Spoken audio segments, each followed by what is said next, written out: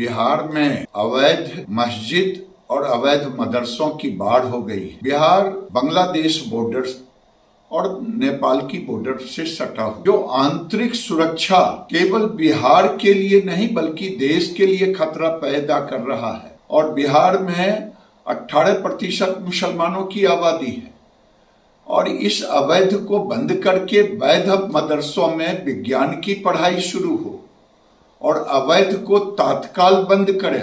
बिहार में अब अवैध मदरसों और मस्जिदों को बंद करने की मांग उठने लगी है। सीधे तौर पर केंद्रीय मंत्री गिरिराज सिंह ने नीतीश कुमार और तेजस्वी यादव और बिहार सरकार से ये दरख्वास्त की है कि बिहार में 3000 से अधिक मदरसे हैं जो अवैध हैं, उसमें ब्रेन वॉश किया जाता है।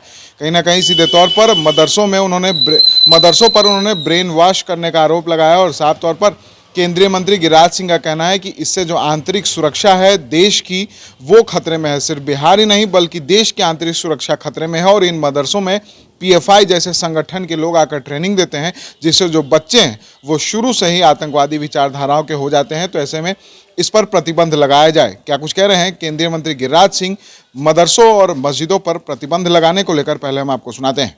बिहार में अवैध मस्जिद और अवैध मदरसों की बाढ़ हो गई है। बिहार बांग्लादेश बॉर्डर और नेपाल की बॉर्डर से सटा हुआ है। इन बॉर्डरों पर तो और ज्यादा हो गया है। जो आंतरिक सुरक्षा केवल बिहार के लिए नहीं बल्कि देश के लिए खतरा पैदा कर रहा है। पीएफआई वहां सक्रिय है और बिहार में 18% मुसलमानों की आबादी है और इस अवैध को बंद करके वैध मदरसों में विज्ञान की पढ़ाई शुरू हो और अवैध को तत्काल बंद करें। वोट की लालच में नीतीश जी बहुत हो गया। अब बिहार और देश के हो रहे खतरों पर भी विचार करें। अगर ऐसा नहीं किए तो आने वाले दिन में 20 साल होते होते बिहार के लोगों के